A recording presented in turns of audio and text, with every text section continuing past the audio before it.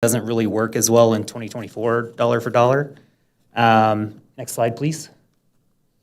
I could kind of get into this event and why it's hard to make a really big impact for all of the 17 to 20 or 25, however many different venues we have, as well, make a big impact on all of them. But suffice it to say, we have a lot of venues here, and I could kind of get into this event and why it's hard to make a really big impact for all of the 17 to 20 or 25. So we're primed for pent-up demand. We're dealing with that big distribution problem, with a scaled-back number of venues. Suffice it to say, we have a lot of venues here. We're dealing with the oversaturation by cutting. I could kind of get into, but we still believe that this event why it's hard to make a really big impact for all of the 17 to 20. Our organization has proven that we're primed for pent-up demand. We're dealing with that big distribution problem, with a scaled-back number of venues. Suffice it to say, we have a lot of venues. We're dealing with the oversaturation by cutting. I could kind of get into the $20,000 grant put on why, along with some hard to make a really big impact. But we think the event was a success by all measures. Our organization has proven that we're primed for pent-up demand. We're dealing with that contextual events, scale-back stages, and suffice to say, we have a lot of venues. We're dealing with the oversaturation. I could kind of get into the $20,000 grant left with a lot of services and promotions that we're sponsoring to help. But we think the event was a success by all measures. Our organization has proven that we're primed for pent-up demand. Fall Festival their natural events, scale-back stages, and suffice to say, we have a lot of festival like dealing with oversaturation. I could kind of get into the $20,000 grant with a lot of services and promotions. Because liability, bathrooms, alcohol transactions, food, and shelter, they're all provided by the participating venues. So one issue we do have with the Pint Bath is that unlike a music festival, that's a little easier to attract sponsorship to. You know, you've got a lot of eyeballs staring up at a stage with a captive audience for hours on end. And so, you know, with Pint Bath, that's a little bit of a harder type of event to describe. We spread people out throughout the city. And so we've tempered our expectations for private sponsorship on Pint Bath, though we do get, we've been getting some smaller sponsorships here and there by the participating venues. So if we're looking at the last major tourism grant we applied for from the city with Fall Fest, and you remove those entertainment, equipment, and insurance costs, which again, those are vital for our street festival, but they don't apply here. But you keep the advertising, printing, promotion, and publicity, and you essentially have the request we're making today. We want to promote Pint Bath at the level we promoted Fall Fest. And then if we were like filling out the $1,200 form, we'd put how we would work with the city to get the city logo out there, make it known that you all are partners in this event. In addition to having logos on all printed materials, you'd also be a Burlington level sponsor and all the benefits that come with that based on our website. Next slide, please. So we put our heads together as a committee, and that's the Pint Bath Steering Committee. We've been putting on Pint Bath for many years now. We came up with our wish list items and what we thought worked for Fall Fest and what additional things we need to set the event up to reach that next step. Should be noted these events are beyond our usual operating budget. We believe that having this kind of a support well beyond the normal level will help us see results and impact for local business that is well beyond normal. It's a straightforward event. We've gotten really good at putting it on over the years. I'm going to stop right there. I have more slides that go into each of the items, but I didn't know if there was any questions or wanted to kind of go into. Any questions so far? Keep going. Okay. So next slide. So just getting into our major requests, partnering with Bike Walk KC. This, out of all the items on the slides, this is one that is still kind of in the works. They're still talking with them about negotiating how far our donation can go with them. So the landscape has changed on bike share in Kansas City. Instead of having thousands of pedal bikes, they've scaled back to hundreds of e-bikes, and it's all e-bikes now. And so I believe we have like 15 or so that are stationed around North Kansas City. Some of y'all might correct me there, but they're going to supplement that and have staff manage the e-bikes at the check-in stations to be a big showcase for their capabilities. And then also that's also a promotional thing for their user base, about 4,000 regular users. We put a digital ad for the event out there, which is something we've never partnered with them on, and I think that's a good group to go after. You want to put up that next slide? So PR and outreach, this is the bulk of the work for putting on a successful event like this. Since 2019, I've had Sam Jones from Kansas City Beer administering all of the work and the outreach and coalition building among the local bars that allow us to put this event on. She also produces the content, the day of printed materials, just kind of generally keeps the trains running on time. This type of event, this is sinking countless what would otherwise be billable hours in another job on a volunteer basis. So what part of this is having someone in that position being able to do ongoing daily work, which is communications. That's 15 or more showcase visits, producing content over a 2-month span. This is a lot of work. This is professional photography. This is video content. This is producing all of that, the unique content from someone who knows the event very well and getting it out there in the world. You want to go to the next slide? So then the question is, what good is all that content if nobody sees it? We want to once again partner with Record Machine, who did the advertising and sales for Fall Fest, and rely on his expertise on social advertisement, and then also with radio ads, terrestrial radio ads. So there's a $2,000 ask there, $1,000 for Nathan Services, and I have them listed out there in bullets under there. And then also splitting another $1,000 among the 2 radio partners that we had for Fall Fest, so KCUR and The Bridge.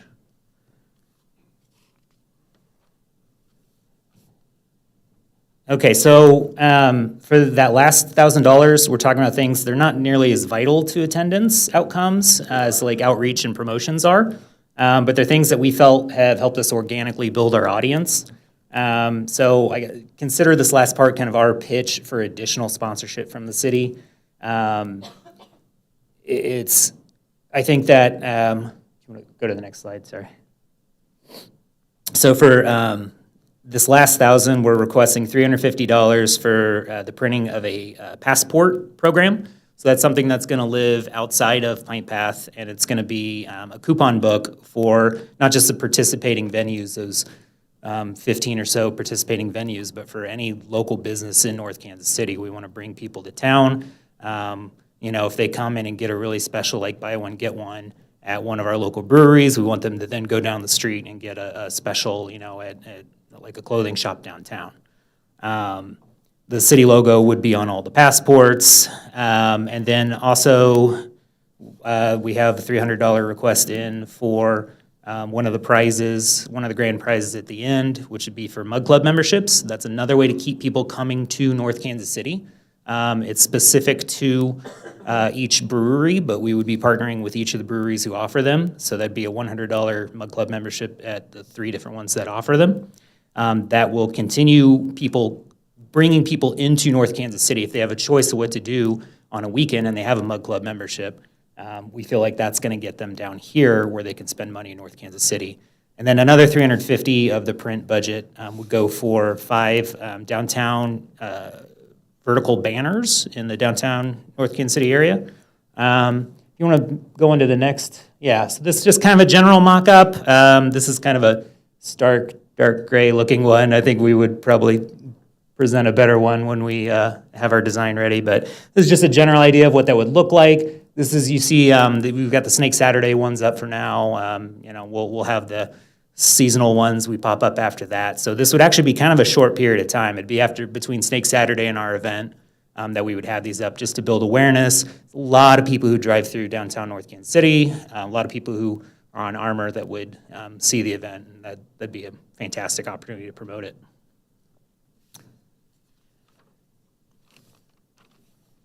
And I think that's all I got. Any questions? Got any questions?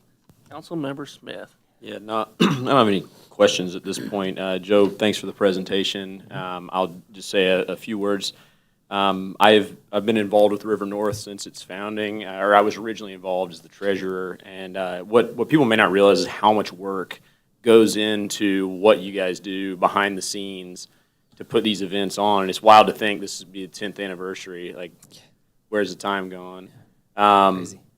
But just how much effort, and I'm part of like a private Facebook group where these discussions are ongoing. I just kind of watch from a distance, and people put so much time and effort into these events and bringing people into Northtown and encouraging them to patronize and support the local businesses here that drive our economy. This is incredible work, honestly. Like, I've been in awe of what you've accomplished with this ever since. But this to me is like it's a no-brainer. I think we should jump on this and encourage this sort of thing to continue, because it's great for our local businesses and for our people in town. Thank you. Further comments? Councilmember Clark. I agree. I volunteer for this event. It's a great event. I do think it's a smart move to make it once a year, because there were plenty of people that like to attend and think like, what, I missed one, how did it? And it was enjoyable, as we try to fill in the gaps and COVID and things like that. And just for clarification, it was 5,000 total, and that was all broken down. Correct. Yes. Yeah, that was kind of a question. So yeah, I'm in favor. There we go. All right, further comments? Seeing none, again, appreciate all the work you do for the community and for the small businesses, and I'll be in support of this as well. All right, happy to There we do go. it. Keep it short. Thank you. Thank you. So just real quick, can I get direction to bring something back at your next council meeting? Do you want like a you want thumbs up or a? No, just a consensus that you guys would like us as staff to bring back something for your next council meeting. Please. Yes. A budget amendment, is that what we're saying? Probably a contract for services similar Okay. to what we did for Fall Fun Fest. This is not, this program is not within the budget. So it would be, there would be a budget amendment within the fund, the Convention and Tourism Fund, as well as a contract for services. All right, perfect. Thank you. Next item, number 7, community and business survey.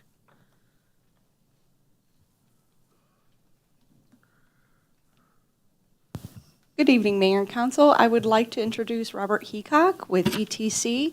He will give a kind of a brief overview of why communities do these style of services.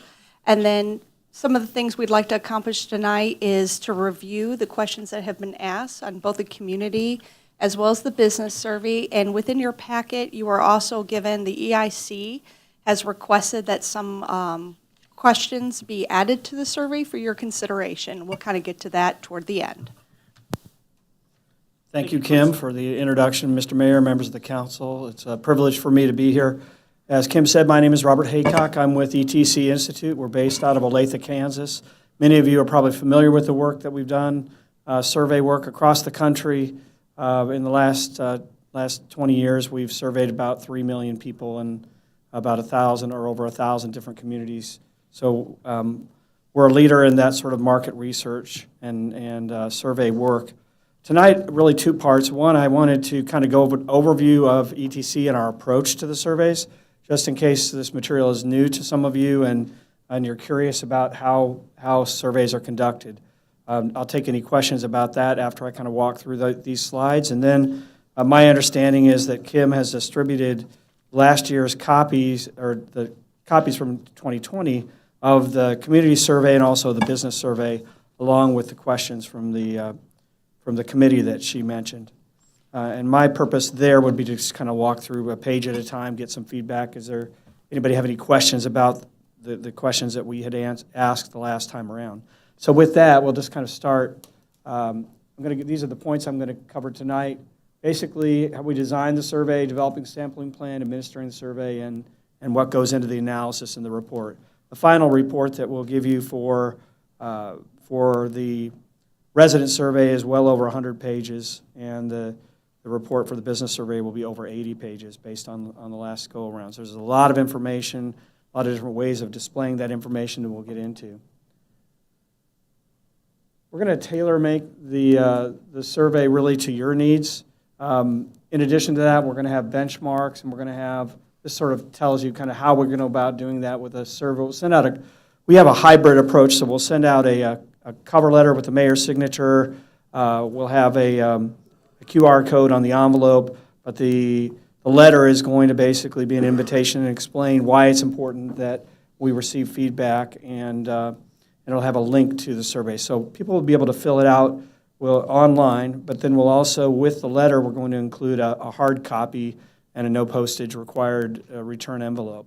So people have the option. They can fill out the hard copy, or they can go online and fill that out. And that's worked pretty well, and I believe we had positive response the last time that we did a survey for you. Next slide, please. So this slide kind of explains what I just mentioned in terms of our overall approach, how we're going to administer the survey. We will send out the survey to every identifiable household in North Kansas City, and we'll also send out to all the businesses that we can identify in North Kansas City as well. I believe 4 years ago it was 104 businesses that we sent the survey to. So we're going to make sure that, the last point on the previous slide was, we're going to make sure that the results from a quality assurance standpoint reflect your census, your demographics. So for example, if 50% of the community was from people over the age of 50, and 90% of the respondents were over 50, that would signal a problem in terms of how we're doing that. So we're monitoring that, and there are things that we can do to kind of adjust that or market more to some of the groups or demographic groups that we need to hit if we're not hitting the mark as we go along. But once we start the survey, and we'll do it this spring, we'll be in touch with your staff, kind of monitoring where we are in terms of the return and what it's looking like. Next slide, or you're good here. So we're going to analyze the results and prepare the report that I mentioned. This is kind of a list of the items, the main items that we're going to have in the report. In addition to that, we will have GIS maps that we did last time for both of these surveys. We'll have that as well. And the GIS maps kind of show you in different areas of the city. Maybe overall the community feels very positively about a particular city service. There might be one area of the city that doesn't feel that way. And when you see those maps, it really pops sometimes. You'll see blue is a color we use when things are really positive, and it can go orange or red depending on how negative how people feel about that particular service. So as I mentioned, we're going to provide trend comparisons. Now that we had the survey in 2020, we'll be able to show you side by side how things have changed or if they've stayed the same in the 4-year period. And then we're also going to be able to show you the benchmarks to the KC metro area. So these are communities in our region in Missouri and Kansas that we're going to compare to, which is important because by themselves, let's say if you just had, you were looking at satisfaction with street maintenance and satisfaction with park maintenance. If you had 50% of the residents said that they're satisfied or very satisfied with street maintenance, and 75% said they were satisfied with parks, you might think from a budgeting standpoint, oh, we need to put all our money into the streets to bring that up. But the reality may be when you benchmark nationally and regionally, you could find out that the standard for other areas is 30% for streets and 90% for parks. So you're actually overperforming in terms of those benchmark comparisons for streets and underperforming for parks. So that's why we like to give the benchmarks. It's just another perspective on the data. And then finally, we're going to have cross-tabulations and data segmentation. I believe 4 years ago we did a cross-tabulation that basically compares responses from those people who own their property and those people that rent their property, just to see if there's any difference in how those folks perceive city services. And I will be available to, in your case, be on site to deliver the results of both surveys. Next slide. This kind of gives you another example of one of the things I thought would be interesting to include in tonight's presentation. ETC, a number of years ago, developed what we call an important satisfaction rating. This happens to be for Pflugerville, Texas, and focuses on maintenance services. We would also have slides that would talk about parks or police services, public safety, other major categories of your city services we would display in this way. Well, what it really does is we can ask people how satisfied they are with a certain service. But if you don't ask how important it is to you, then you could go down a rabbit hole that you don't intend to go down. And so what this does is it blends that together in an algorithm that produces a number and a rating for those services. So you see here that the most important items are condition of streets in the neighborhood and overall in major streets in the community. And those ranked 1 and 2 in terms of importance. And then you look at satisfaction rating, they ranked, I believe, as 8 and 5, if I'm reading that correctly. So combining them allows you to really tell whether you should be paying attention to that particular item. I'll give you an example. Let's say we say, please rate your satisfaction with dog parks in the community. And maybe you only have one dog park and the person really thinks it's kind of a crummy dog park, but they might say, I'm really unhappy about the dog park. Well, if that's the only metric that you're using, you might say, well, we need to put money in dog parks. But if you ask them, how important is it relative to other items that might be competing with it for funding in that same category, and they say, it's really not important to me. So you can't just look at whether or not they're satisfied. You have to look also whether or not it's important. And that's what this is designed to do, to highlight those areas. Next slide. This is kind of an example of what your slides would look like for the comparisons, and in their case, they're looking at Texas and United States averages. But it gives you that feeling, and we'll have also trend lines for you that kind of show those over time. Next slide. I mentioned this before. This is just a list of some of those items that we can do segmentations from, basically pulling from the demographic data. Next slide. And with that, I'd stop for any questions you have about the overall process of how we perform the surveys. All right. Councilmember Smith. As far as accessibility, do you offer this in multiple languages? We can, if there's a demonstrated need for it, strong desire by the community to do that. Usually we look at the percentage of the population. Most frequently what we'll do is a Hispanic version, depending on the population. We'll put one in Spanish. What we would do is, in that case, is we'd have English on one side of the cover letter and translated to Spanish on the other, and then it would direct people to the website, and there'd be a button there for them to click to fill out the Spanish translation. We also have the ability to show a phone number for those people who have a language barrier issue or questions about how to fill it out because of interpreting what it means. Okay. The reason I ask is I feel like there's a subset of North Kansas City that we almost never hear from, and I think there's a language barrier there. I can't really pinpoint where the folks live exactly or what their language would be, and I don't want to guess. It could end up offending people, but I would like to find a way to get the broadest subsection of answers we can get. I think we would need a way to get other languages in there, not just Spanish and English. Mm-hmm. Whatever that would look like, scanning a QR code that offers it in a, just a translated manner, something along those lines, because I think we're going to hit a multitude of languages, and excluding those folks simply because of a language barrier would be tough. But I don't know what that looks like on your end either. It could be a heavy lift. Well, no, I mean, it's not an uncommon question. I tend to get it more. I had another community in Illinois talk to me about it today. They wanted to have a Google Translate button that represented, different languages. The main issue, and we're happy to do whatever, we'll work with your staff in whatever direction you want us to do. We're happy to try to make that happen. But I would tell you, usually what we see is we'll go to the trouble of doing those translations and we get almost no response. Yeah, and I would wonder if say you get a physically mailed copy and it comes in English, right, and it's like in English, click to get the translation. Right. They're like, toss it in the trash. I'm not going to try to figure out what that meant. Right.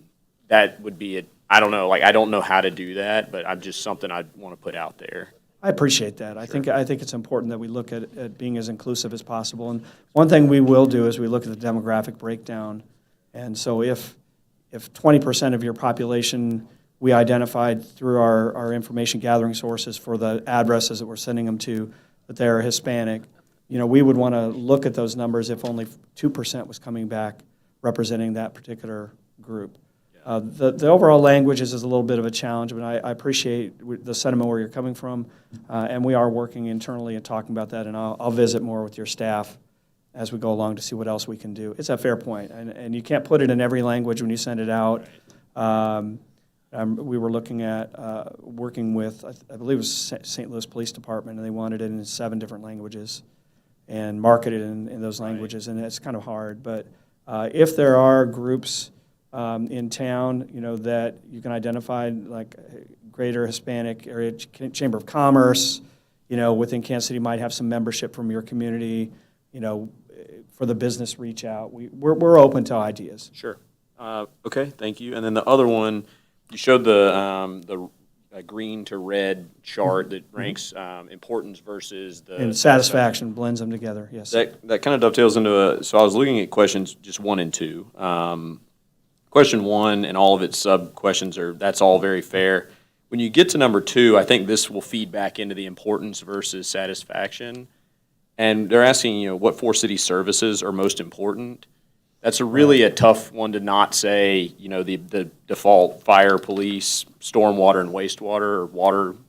It's almost going to default into there's 4 that are vitally important to life in the city. Mm-hmm. And then the rest of them, people might not even get to rank.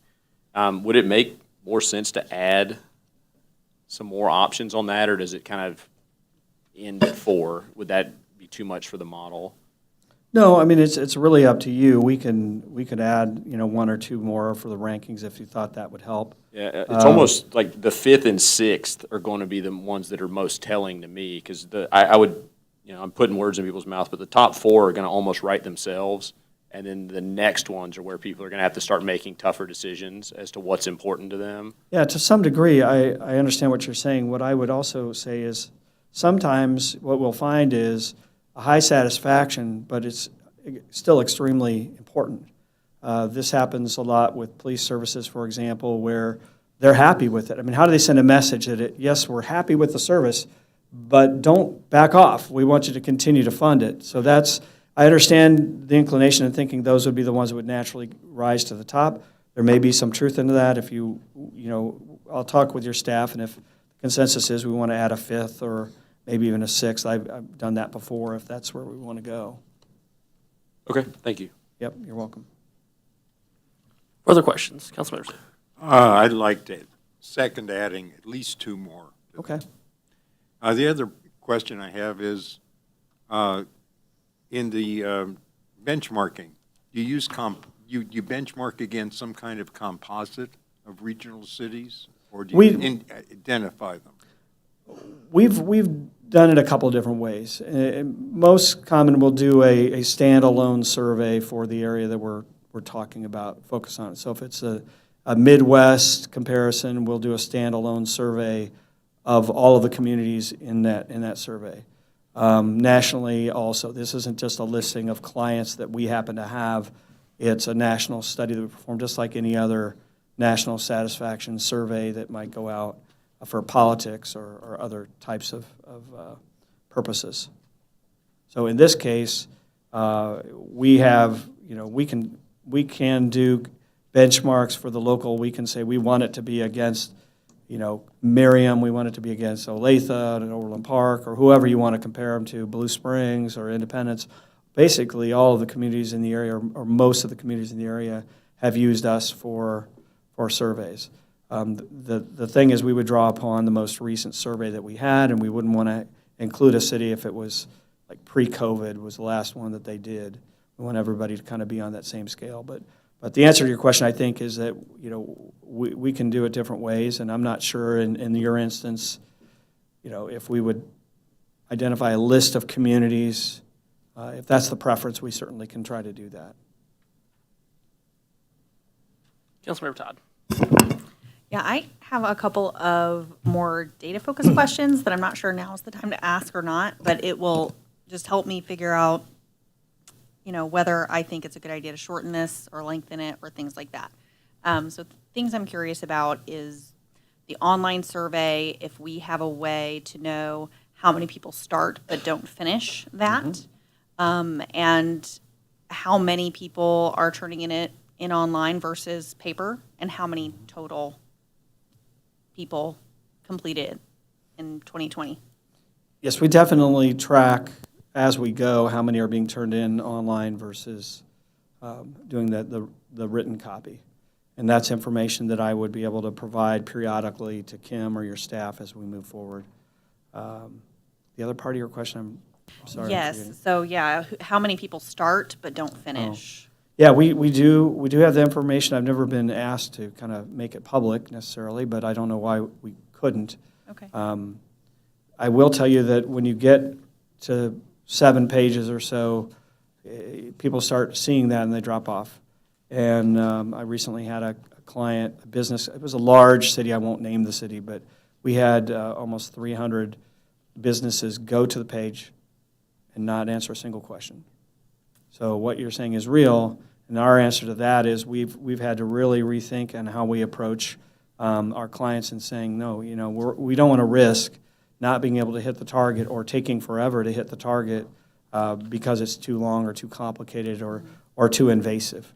Those are really the 3 areas we look at. If somebody looks at it as, this is asking for all my personal information up front, they're hesitant to do that. You kind of have to have that hook up front, and part of the thing we try to do with the mayor's letter is to talk about how important and why it's important. It's kind of almost a civic duty to please fill it out if you can, because it's important to help guide the council and the staff moving forward. And the other marketing and promotional materials that you do would be helpful with that. But yeah, there's definitely a sensitivity on the length, I would say. Most of our surveys, the citizen survey is going to be 5 to 6 pages, and the business survey is going to be about 4 pages, 4 to 5 pages. And do you have an average amount of time, people who complete it online, like that average amount of time that it took them?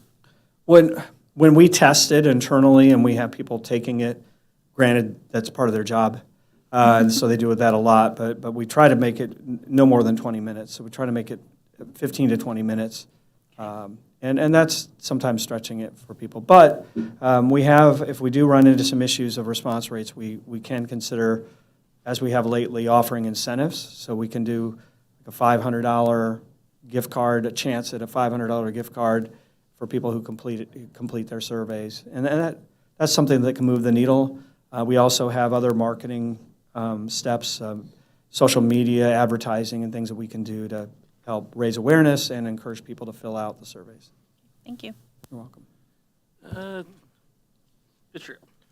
Just going off those links you mentioned for the surveys, if your experience looks like we're a little bit over, would you suggest we try to pare these down a little bit to get a better response rate, or would you think they're reasonable where they're at? If you can, I think you did have some space on the resident survey towards the end. The next to last page had a little bit of space. I know that we're not going to have the Armor Road questions this go around, so that's going to create a little bit of space. My understanding is staff is looking at potentially, if it's something council supports, the recommendations from the DEI committee that you also have, we're going to talk about at the end, that could take the place of the Armor Street questions. We did have a pretty decent response, as I recall, last time from your citizens. So it's not like we were struggling with this length. I think we had a lot of good feedback. I would say after COVID seems to be a little bit harder to get people to fill things out, especially businesses. But if you wanted to make it shorter, if there's some questions you really didn't feel were necessary, and you provide that direction to staff, we're happy to do that. If you wanted to keep it exactly how it is, we can work with that too. Okay, so we were getting reasonable responses just based on. Pardon me? We were getting a reasonable response rate. Yes, based you had off a very this good one. response rate from what I recall to the citizen survey, and Kim's nodding her head yes too. And then the business survey I think was a little bit more challenging, but that's just how it always is. Business surveys are just more difficult to get responses. And I would say I think our plan is to be offering this in the spring, which is good. Being a presidential year, we don't want to be competing with all the political mailers and flyers and things that are going to come out in the fall. So definitely think you're on the right track by trying to get at this spring. Perfect. Councilmember Smith. Would we be able to structure this where somebody could submit the survey for the informational portion and then fill out the demographic as a separate optional piece? Because there's like 36 questions and 11 of them are demographic in Right. the citizen survey. sometimes that would cause people to drop off because then it starts feeling personal. Maybe they'll figure out who I am. Would there be any way to split them off and say, you know, we want this information. Like, we want to know what you think, and then knowing about you is important, but starting to drill in, and maybe they won't drop off and they'll actually send the survey in. Yeah, I'll see if we still have the data from 4 years ago. We may not, but I'll check to see how many that we had that's, if it's available, I'll see Yeah. how many we had that started it and finished it. I would tell you that I've seen sometimes in the cover letter, the mayor's letter would say, demographic information is, you know, we want all of the questions filled out if all possible. Don't feel like you have to do the demographic questions. I understand that, that challenge, and that maybe some people feel that way, but then those are the things that then I'm in front of city councils, I'm asked most about is, Right. well, what about this population group or this group? And so I do feel like in the process of actually delivering the results and having you discuss them and work with staff to plot the future for the community future direction, those demographic, it's important to have that. Yeah. It's very helpful to have it. It's just also good to get the actual response. Like, if it's causing people to stop, then maybe we shift around, but if it's not, then stick with To it. my knowledge, that issue didn't come up last time, so. Okay. And like I said, I'll ask tomorrow if we have that data still. I don't know that we would keep it, but I'll check. Thank you. You're welcome.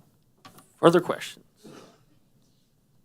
So I didn't know if you wanted to, I mean, basically, I guess you've kind of already been asking questions about the resident survey and business survey. I don't know if you had any more questions about any particular questions. I think we've noted we'll be adding more options in terms of, on question 2, to add at least 2 more if we can go up to 6 options in terms of importance for that. With that, Mr. Mayor, I might just turn your attention to the memo you had from your Equity and Inclusion Committee. okay. So I wasn't certain that we could ask questions about questions. I got a couple noted here. Is that, before we go to that, would it now be a time to ask questions about questions? Well, no, well, Okay. finish up, Sure. finish up this one here. Well, And no- we'll keep going. Oh, he's shifting to the. I was- The C screen, though. Yeah. Okay, you want me to finish the DEI and then you can I mean, go you just back? started that one. Yeah, finish Yes, that sir. real quick, and then we can answer the rest of them. Okay. Yeah. That's fine. So you have in the memo, you had 3 questions that would be potentially added in place of the Armor Road question. You have 3 questions here, and then you had 3 questions for the business survey that are basically the same, very similar. The only feedback I had for Kim was a question of, the way they're written, they'd probably all be yes or no answers, and I'm not sure that really gives you the level of detail you would want. And so my thought would be, rather than do you feel, we would start with basically a level of agreement. Yep. Do you agree that the community is you're represented in the community for these different areas, and strongly agree, somewhat agree, neutral, somewhat disagree, or strongly disagree would kind of be our 5-point scale. I think that would, having an understanding of the intensity of these very personal kind of responses that you're asking people to share, I think would be what I would recommend. Otherwise, I think the content of the questions are fine. It's just a question of, or an issue of, how do we measure the response? And so my recommendation to you would be that we work with staff. It will take up a little bit more space, but to have a table there, if possible, that says, like I just mentioned, level of agreement. Yep, perfect. Okay. It's good with me. It's good with everyone else. All right, Councilmember Smith, what other questions on questions do you have? Okay, the questions, section 10 on the Are you, survey. Councilmember, you're looking at the resident survey? Resident survey, yes, sir. What page was that? That is page 3. Okay. Section 10, I've got 3 of them circled. So the reason I'm getting to this is I like this survey to be actionable. I like to, when we look at it and we get this information, what can we do about the responses? And stuff like number 2, some housing in my neighborhood needs to be better maintained. You look around any neighborhood, there's going to be some housing that's not maintained well enough. That feels like something that's going to be an agree almost regardless of where that's done. 4, I expect the value of my home to go up in the next 5 years. I have honestly no idea what to do with how people answer that question. And then number 7, the affordability of housing. It's a question that will land on almost every survey, and then the answer to that, I don't know what to do with. So if we're adding questions simply because they land on most surveys, but I want to be able to do something, or at least have some strategic discussions about what the responses come in with. Those 3 in the housing section, now I'm certainly open to keeping them if other folks on the council feel they're important, but those feel like they're not going to yield things that are going to drive strategic discussions. I don't know what other thoughts on those 3. Go ahead. The only feedback that I would give is on your question number 2, with the GIS mapping, you might be able to identify areas that have some challenges that perhaps a targeted program might be able to. So remember, all of these, part of the nice thing about them is that you'll be able to see them in a geographic map.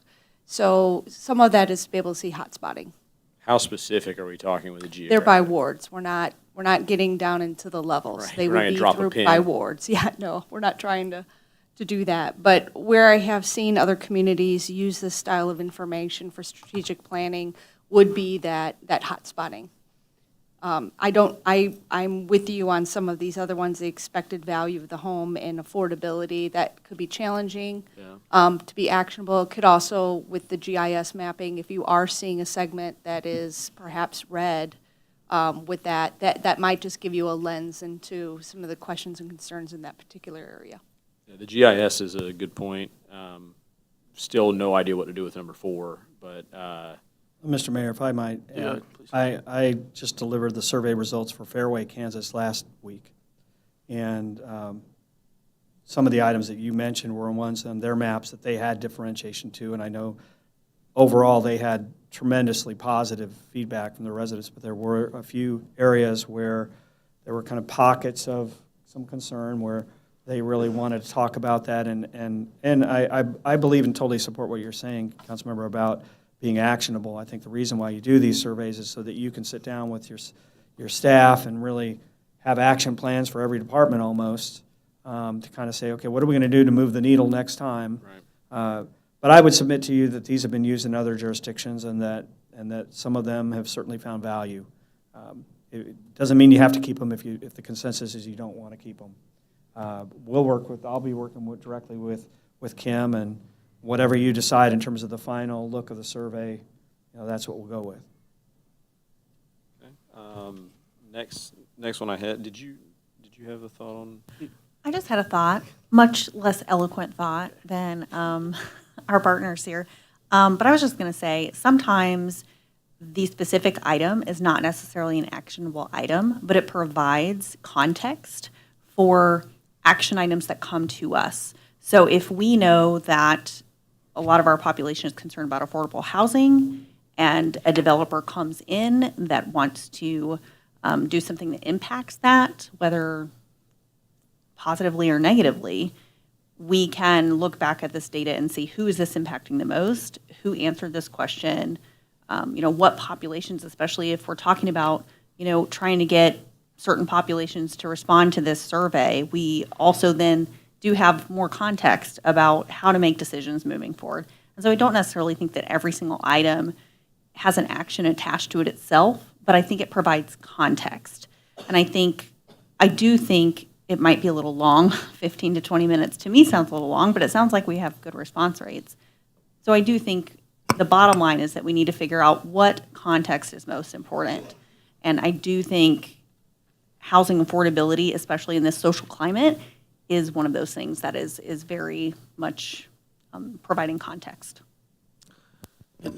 I would just say, I think the goal would be to have as many of the questions as the same as last time as well, just to keep the benchmarking going as well. I mean, looking at last year's data for these same questions, it would be interesting to see is sediment going up, sediment going down on some of these questions. So I think the goal would generally be to keep them the same as much as possible. Further, Councilmember Snyder. One thing I don't see on here, and I know that we don't want to get longer, but I'm thinking maybe I've just missed it in a section. We have a section for behavior of employees, and we have a section for communication, but we don't have a specific question about filling out forms online, which is something that we're hoping to grow, the ability to do things without going through employees and be able to do them online. But we've had some issues with filling out forms online. So I think it would be interesting to know if people use any of the online forms, and the ease of doing that, or the ease of signing up for email versus letters, things like that. Kim, can you think of a way that that would be maybe worded? Or Mike? I do. One of my wonderments is, so some of, and I'm flipping, I am on page 5 in the citizens, or the community, questions 19 and 20. That kind of, that specific area talks about kind of interactions of residents and staff. Would there It's be, not specifically, right, would there be the opportunity to repurpose one of these questions? gotcha. Or if you were to So that we ask weren't adding that to. question, maybe it's in this category. yeah. I just know that's an effort, because we have a question about the website, we have a question about communication, but it's an effort for us to be able to, something that we're trying to do is to make things easy for people to access and do online without going through employees. So I just thought that might be, I think that that's something that I can work with ETC. I would actually see that question also being added to the business survey, because I do find that that interaction and filling out forms or city processes in general, both residents and businesses, that's an area that we're trying to kind of ease a pain point that we're aware of. yeah, so having that data would be good. And I think businesses as well, because we have had feedback about filling out forms for businesses. I understand the point that's being made, and I definitely think there's value to it for us to look at. I would say what I've seen in some jurisdictions is not necessarily adding some of that information to this type of survey, but if you're asking about a direct online type of service, the people that have used it, there's two ways. You promote it using it, so you kind of find out how many people have used it or how many businesses have used it. The other way you can do is how satisfied are you with it that you used it. It's a little bit difficult to drill down to that, but I think if we have some flexibility to maybe modify a couple of those other questions that Kim said and to work in what you're talking about, I think that would definitely yield some good information. So, and I did just want to add a quick process question. You will see this survey again.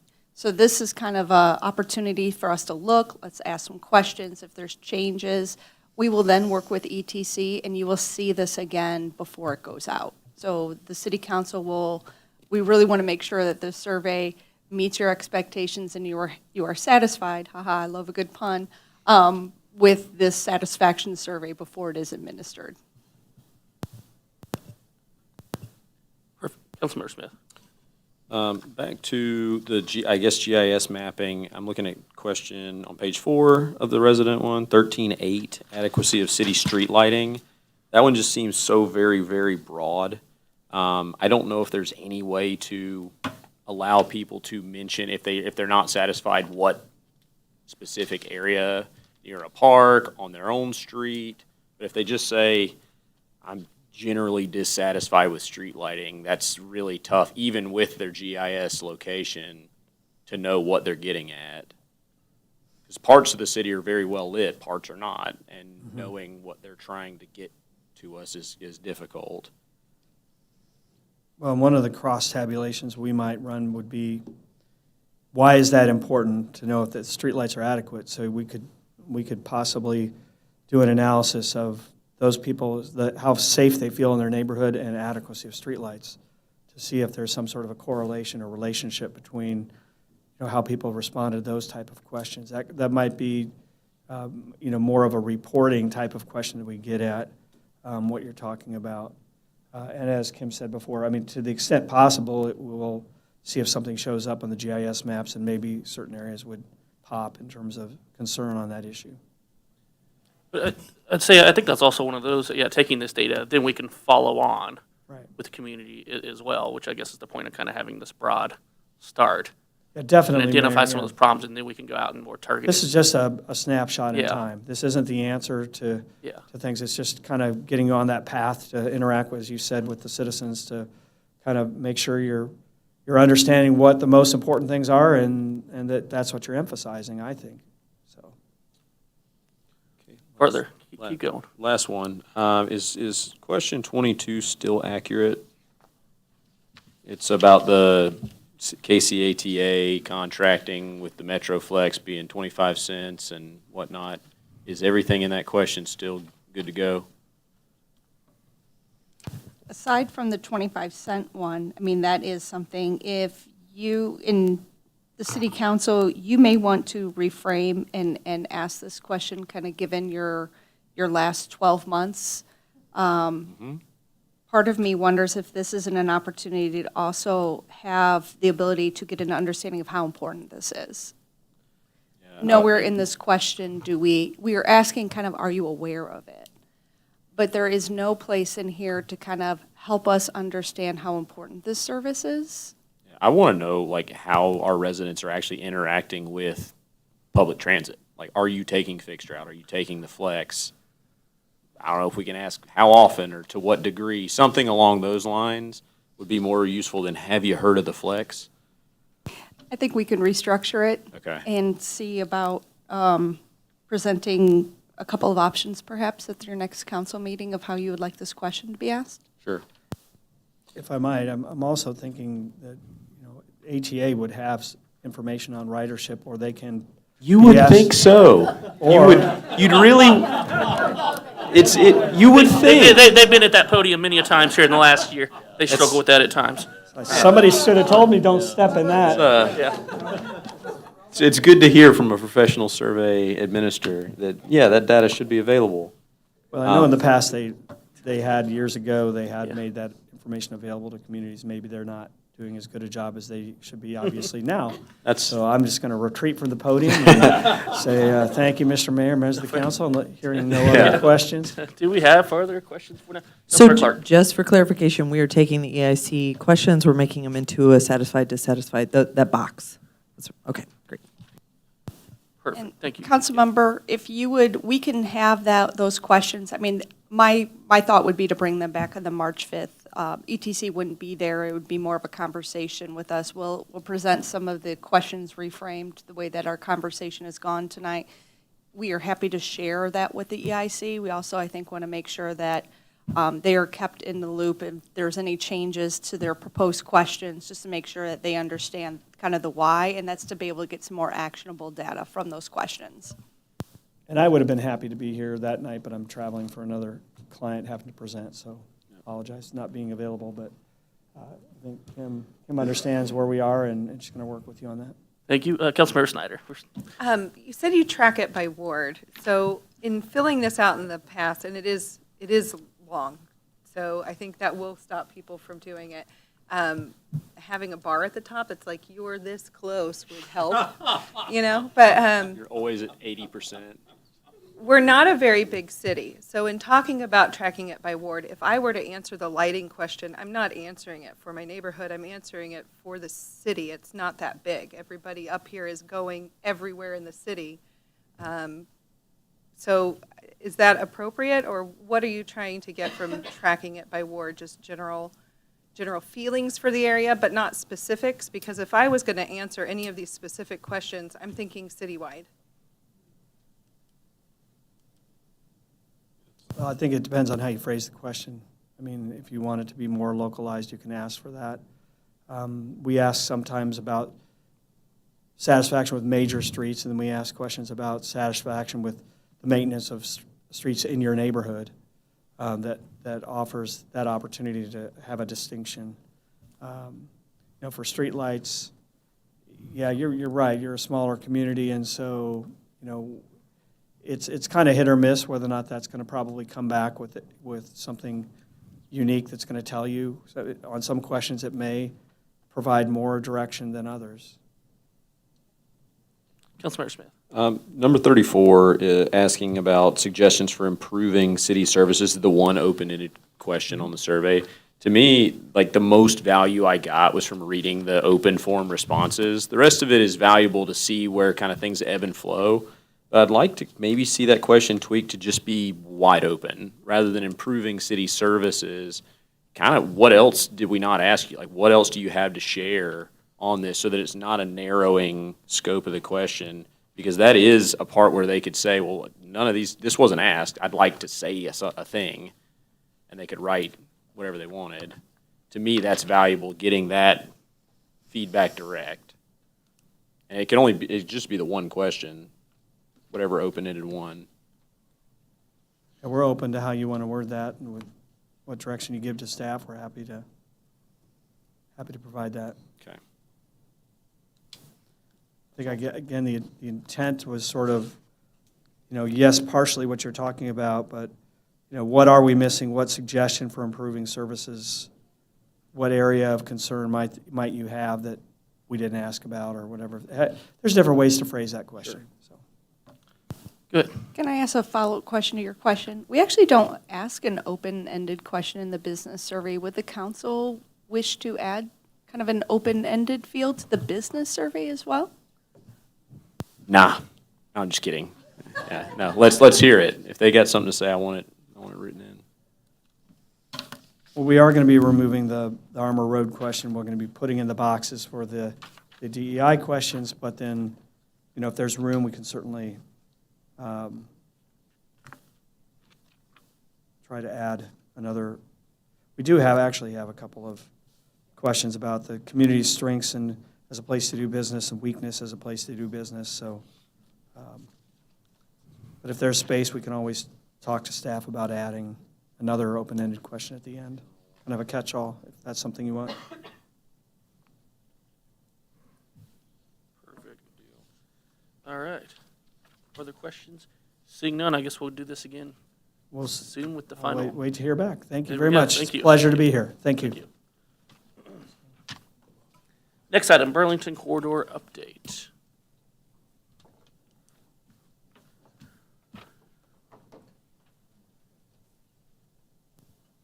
Good evening, Mayor and City Council. On this agenda item, I'm trying to do here is to give an update to everyone of what is going on with Burlington Complete Street, where we're at as of now, and where this project is heading toward. So, as many of us know, the Burlington is a thoroughfare that runs through Northtown, and it serves as a major traffic way to connect North Landover to downtown Kansas City. The city have a tremendous interest in improving this corridor decades ago. So since 2009, our first Burlington Corridor study was issued. And at that time, quite a few of opportunities was explored. And along with this study, there was a North Rail study trying to explore the option to expand the streetcar service from the existing downtown Kansas City over the Missouri River, running through North Kansas City to connect it further down to the entire Northland. And Burlington has been identified as one of the routes. So back in 2016, a Burlington Corridor Complete Street Plan was formed. This plan and this concept was developed through all these exercises. I just want to give a background of why we are considering a complete street at that time and what does that really bring into the city. So through the exercise for developing that complete street plan, the city has identified the feedback on Burlington is it has been industrial, it is a fast route, it is very busy and ugly.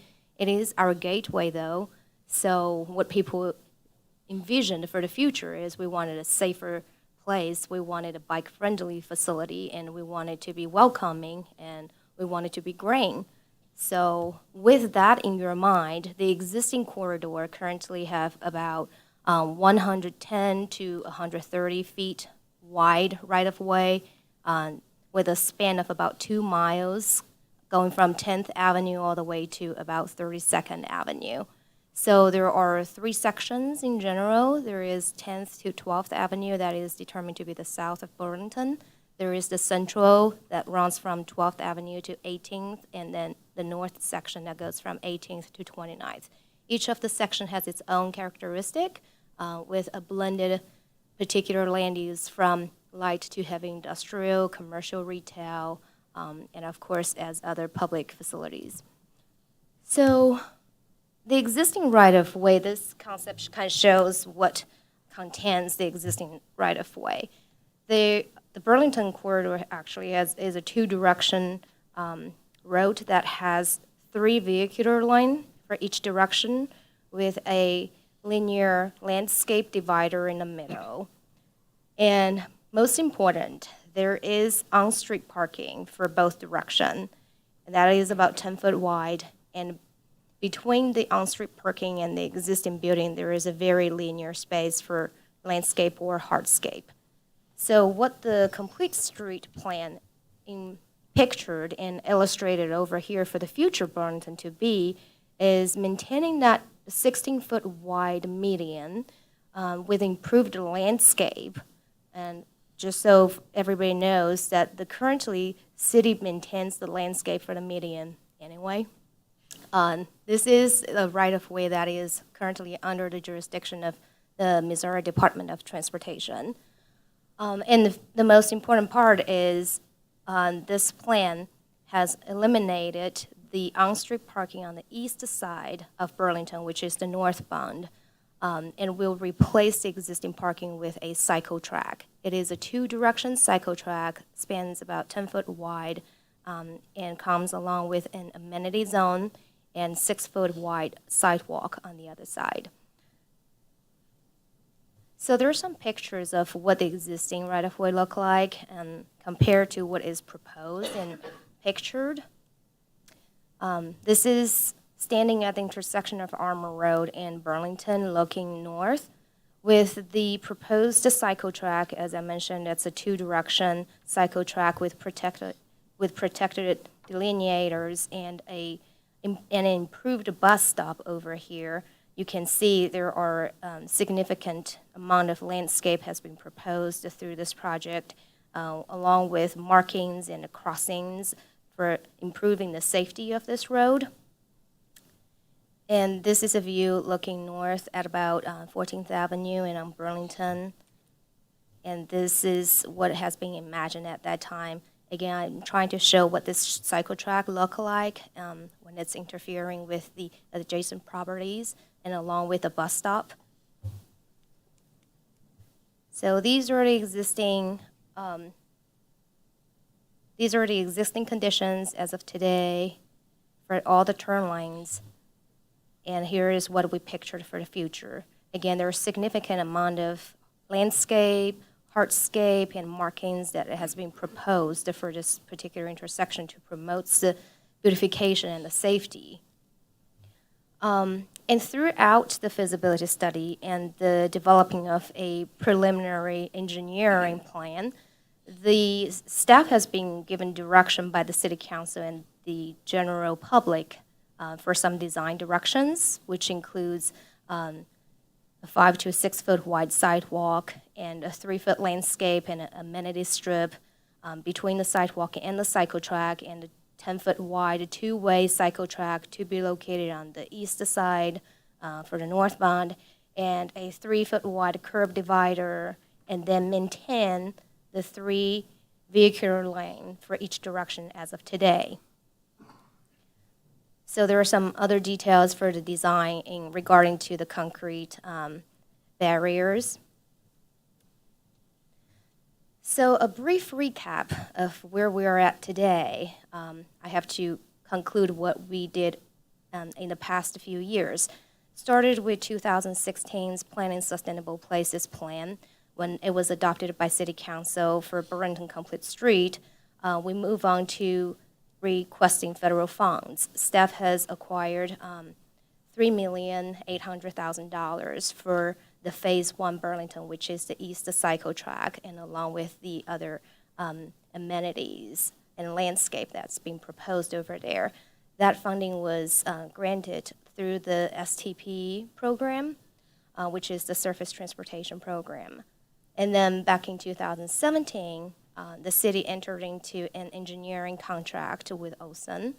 It was executed. And then in 2018, the design direction has been given. The design directions are related to the details of what barriers we're using, how wide of a cycle track we want it to be, like what I kind of showed earlier. There are quite a few more details of what the design details would look like. With that in mind, then the city, under the help by Olson's engineer, developed a right-of-way plan. And I'll talk a little bit more of what is a right-of-way plan look like and why does it take a while to get the right-of-way. And as you know, the right-of-way currently is owned by MoDOT, the Missouri Department of Transportation, but because this project spans and encroaches into quite a few private properties, so the city has to acquire those particular areas from the private property owners. So before we move on to the property acquisition, we have to get MoDOT's approval for the right-of-way plan. So that's what that step was. And then when that plan was approved, there was, of course, a little bit more extra work. You're just seeing a brief version over here. There was environmental study and a clearance. And of course, the go over there was an A date was approved. An A date basically is a notice to proceed this project and being approved by the state. So that was approved at the end of 2019, at the beginning of 2020. So when we move on to 2020, fast forwarding really fast, when we move on to 2020, the city has hosted community meetings along with the property owners and trying to get public input to understand and educate people what this project is like and understand what they wanted to see in the future. And then after that community meeting was conducted, city started to seeking for a contract to enter into appraisals, and Mr. Barzy helped quite a lot on the appraisals. We ordered appraisals, and we have to do the appraisals for every tract. And I'll show you how many tracts really are impacted over here, here in a second. And then in 2021, the city started sending out a notice to the private property owners regarding to the acquisition request.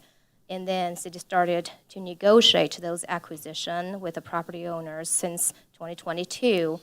And along this time, in 2023, the city had discussed with Olson and along with MoDOT Commons that to revise some of the construction plans over there. So currently, they're still under developing, and I'll show you where we're at today. In 2024, which is this year, then we started to consider a condemnation process because we're getting very close to the property acquisition. And then we're hoping we could break the ground in the fall 2024, but that is pending your direction and the community's input. So this is a right-of-way plan. It is a very standard right-of-way plan. It generally shows where the existing right-of-way is, where the temporary construction easement could be, and this is a type of right-of-way, and then where is the proposed permanent right-of-way would it be.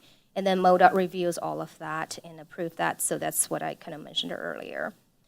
And there are this is a map kind of showing you all the properties that is impacted by this project in regarding to land acquisition. So there are generally quite a few different types of property acquisition. There is a temporary construction easement, there's permanent drainage easement, there is permanent sidewalk easement, right-of-way, and of course there's city-owned property. Those are usually the easiest. The majority of the property acquisition for this project is located on the east side due to the cycle track. And on the west side, there are just a couple of them that is impacted by this project, particularly for the sidewalk that we are proposing to expand. So in general, there are 49 total parcels being impacted and are under the land acquisition, and we currently have about 9 of them left. As I mentioned earlier, there are generally about 4 different types of right-of-way acquisition. So the next step for us is that we need to obtain approval on engineering designs from MoDOT. Staff has been discussing with MoDOT staff along with Olson staff in regarding to their comments. There are staff turnover from MoDOT, so there are institutional knowledge being missing, and we have to all kind of catch up on that. But we are having active conversation with them. We also need to complete the right-of-way condemnation. There are property owners never responded to the city or never reached an agreement with the city. It is very common. Then you need to go through a condemnation process, unfortunately. And then we have to obtain approval on the right-of-way acquisition from MoDOT. So MoDOT has to review all the right-of-way acquisition process and make sure we're following the federal guidance and we're doing a good job on it, and then there's no missing documents. And once when the right-of-way acquisition being approved by MoDOT, then we can start soliciting companies and start construction. And meanwhile, we're also in conversation with MoDOT staff regarding to maintenance agreement, say who's responsible for what work in the future. In general, MoDOT's attitude is anything the city improves for all the landscape, hardscape, anything city improves, that the city shall be responsible for maintaining them in the future. So we're in the negotiation with MoDOT. And then, of course, I believe we will host another community meeting before we break the ground, make sure like, all the property owners, either they're forgetting about this project or there might be knowledge being missing due to the transition of the ownership of some of the properties. So we want to make sure we refresh the community's memory on this project before we break the ground. So let's get to the dollar signs over here, what this project really mean on the budget book. We generally have about 3 phases for this project. Phase 1, I broke it down into 2 different types because one of them is really not part of the complete street suggestion. It is the water main replacement. We are combining this particular work with the Burlington cycle track. It's because that is the most efficient way to do it. So if we're going to tear up the right-of-way, and we might as well replace the water main and then resurface the top. So for phase 1, the east cycle track, we have awarded with the federal funding of $3,800,000, and we have also received an award of about $280,000 for the carbon reduction program. And then for the water main replacement, there is no federal dollar. I shouldn't say no federal dollar. There's no STP dollar being allocated, but we have received $700,000 from the county's ARPA fund. And then for phase 2, we have not received any grant because that is merely an improvement for the landscape. And then for phase 3, which is the west side, we're mostly trying to maintain and expanding the existing sidewalk. We have received $6 million and about $30,000 STP money for doing that. And beyond all of those dollars, MoDOT has agreed to contribute $262,000 for resurfacing Burlington, which is desperately needed. So the total dollar amount of grant that we have received over here is about, I would say, roughly about $11 million over here, if you add them together. And then here's the cost up to date. It is in 2023 dollars over here. So for phase 1, please keep in mind this cost does include the water main replacement. So for phase 1, we generally for the construction, we have about $12 million, close to $13 million. And about $9 million is for the cycle track and beautification, street lights, crossing, and all the, and hardscape as well. And about $3.5 million for the water main replacement. And then for phase 2, it's about $500,000 because that's mainly just replacing the existing landscape. And then for phase 3, it's about $7.2 million. So the total engineering design cost over here, staff has budgeted for about $2.7 million, and we have spent $1.9 million so far. And again, the engineering design includes both the cycle track, the beautification, and the water main replacement. And then for right-of-way, staff budgeted about $800,000. We have spent $521,000 so far. For construction costs, we have not been able to start that work, but we have budgeted about $20.5 million over there. So if you look at the staff report over there, in general, if you're trying to sum up the total cost of this project, including the water main replacement, I'll call this as a $24 million project with about $4 million dedicated for the water main replacement. So again, this is a recap of this project. I'm kind of running through this really fast. I know there are a lot of questions. Feel free to ask them. All right, questions? Councilman Would Fitzgerald. you be able to jump back to the map real quickly? I'm just trying to visualize the phase 1, 2, and 3 versus the different pieces of the improvement here.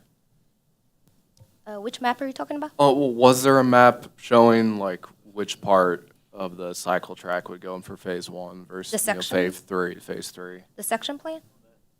There may not be a slide showing that. East side, median, west side, right? There, is it? No. that's not- Oh, so no, the section is not in correlation to the phases. The phase 1 is for the east side of Burlington that goes from 10th to 32nd. So think about the median. So on the east side of the median, which is the northbound, that is phase 1. And phase 2 is the median itself. Phase 3 is the west side, which is the southbound. I apologize for not explaining that clearly. So will phase 3 have a,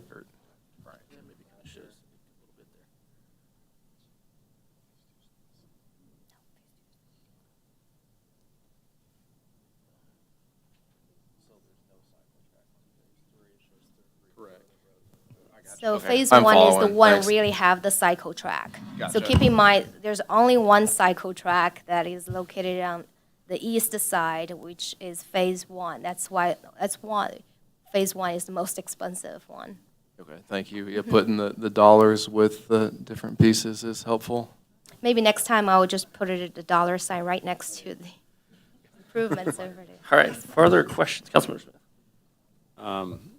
So this cross-section is very helpful to visualize it. I'm looking at the east side. Is there a rationale, and I know this kind of predates most of us in the room, to have the amenity zone between the sidewalk and the cycle track instead of between the cycle track and the road? Because I'm thinking lessons learned from Armour, creating that natural barrier between the cycle track and the road, similar to what's being done on the other side, would make sense. Okay, so the cycle track determined for Burlington Complete Street, and I'll have Anthony jumping from an engineer's perspective, but this is from a planner's perspective. The reason I believe we have amenity zone here to divide the cycle track and the sidewalk is to have a better protection and a buffer for pedestrian users over there. We have, I believe the planners and the community has imagined and pictured this cycle track to be a commuter route, meaning you might have more aggressive bike riders than for recreational when you're comparing to them. They could be faster and they could have e-bikes. And so I believe in general, you would have some sort of buffer between them. So is that, if I'm paraphrasing, we'd be protecting the walkers from the bikers rather than Pretty protecting the much. bikers from the cars who are moving at a pretty decent clip of speed? Because there is a buffer zone. Correct, There is a yeah. concrete wall. Yeah. Yeah, between the cycle track and the vehicular line. But I'll let Anthony jump over I to. just want to jump in real quick. So Jump in. this is a very general cross-section of the project. Throughout the whole project, from 10th Avenue to 32nd Avenue, this cross-section will change. Right. So there's some cases where there's sections where there is, you have basically cycle track, sidewalk, abutting right next to each other, nothing in between. There's sections where you have amenity zones with benches and the bus stops get incorporated at different points. So that's a very general kind of picture. In most of the sections as well, there's an area where between Burlington's travel lanes and the cycle track, there's a 20-inch concrete barrier wall. It's very different than what we did on Armour. This is more integral. It's actually concreted in, connected to the roadway. Got rebar reinforcement. It's kind of a more substantial, but again, only 20 inches tall. Right. So between the 45-mile-an-hour traffic and the bicycle lane, you'll have that 20-inch barrier. And again, that kind of comes and goes too, depending on what section you're looking at. That obviously goes down, ramps down at the intersections, comes back up, disappears at the bus stops, kind of goes in and out. So I guess for more detailed, cross-section by cross-section, we could provide some of the plans, maybe colorize them. But These are helpful. It looks like that the amenity zone gives some flexibility to jog the cycle track around bus stops and at intersections and stuff. That makes sense. right, I just want to make it clear that there are, some cases where that doesn't even exist, so just FYI, Right. just for clarity. Thank you. Further questions? Seeing none. Did you have anything else to add to this, or was that? Well, I was putting it to you, but you either, anybody? I don't have anything. Okay, else thank to you. add. Done, okay, good. Councilmember Snyder. So I saw the timeline, but just so I have a realistic expectation in my mind, breaking ground to start phase one, what's our goal for that? Our goal is hopefully we can break the ground as soon as possible. It depends on when the condemnation is processed and when does the right-of-way acquisition is approved by MoDOT. So we're hoping by the end of this year, maybe fall this year. That's what we're looking at. Okay, thank you. Perfect. Councilmember Stokes. Is that a, there we go. It's maybe too far down the lane to ask, but how long will the construction phase go and how much will that interfere with commuter traffic? That is a question far down the road, but not that far.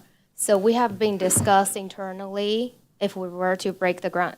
You're not going to see the entire Burlington northbound get chipped up. We're going to break it down into phases. We're going to look at section by section. And we need to discuss internally about are we going from north to south or are we going south to north or both directions and meet in the middle. So that I don't have the answer yet. That will be more of a decision when we get the general contractor involved. So when you get into the construction phase, that is something we can discuss about, and I'm sure we will bring that topic over to City Council. Further questions? Seeing none, thank you. Next item is the consent agenda. There's a motion to approve the consent agenda. Move to approve. Second. All in favor, please say yes. Yes. Opposed, say no. Motion carries. Takes us on to item number 17. I'll let you read them this evening, please. Item 17, contract with Dr. Ham for medical advisory services, bill number 7828, ordinance number 9625. Chief. This is our annual contract with the medical director. However, Dr. Russell retired this year and is no longer going to be serving in that capacity. Upon his recommendation and interviews by myself and our EMS chief, we selected Dr. Ham as his replacement. He is also a emergency room physician at North Kansas City Hospital, and the contract you see before is the one with him as well. So if you have any questions, I'd be glad to answer them. Any questions? Seeing none, is there a motion? First reading? All in favor, please say yes. Yes. Yes. Opposed, no. Motion carries.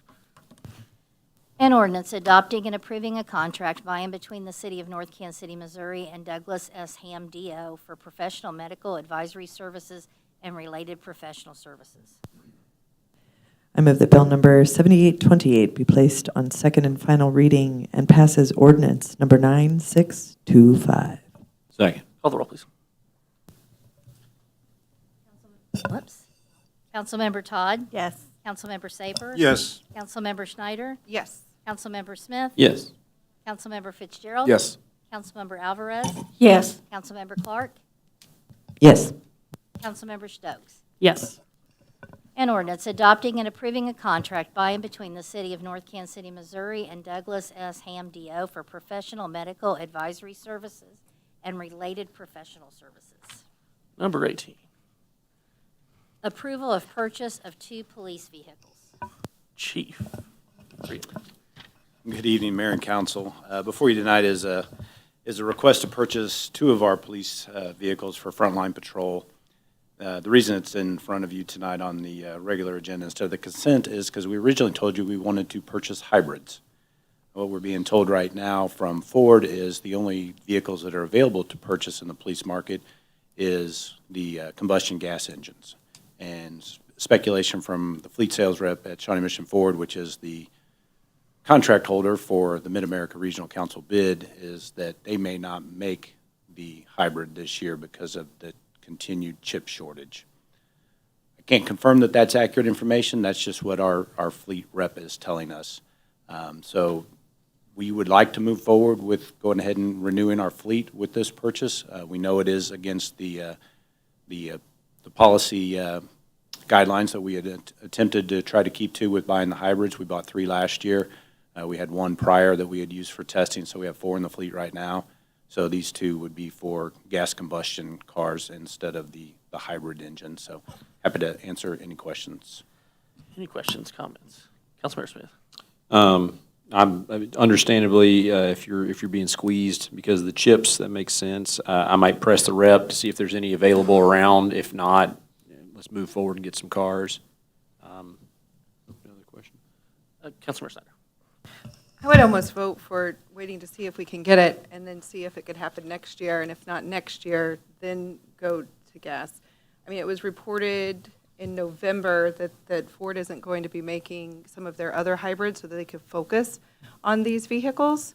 So we may find that there's more available next year. I know there's been a huge investment to make chips here, but that takes time. They're not going to be ready overnight. They are expanding. But what does it look like if we try to get the hybrids and we don't get the hybrids? Well, specifically, like each year we put about 30,000 miles on our frontline patrol cars. So that doesn't even account for the hours that are on those engines while they're sitting and idling also.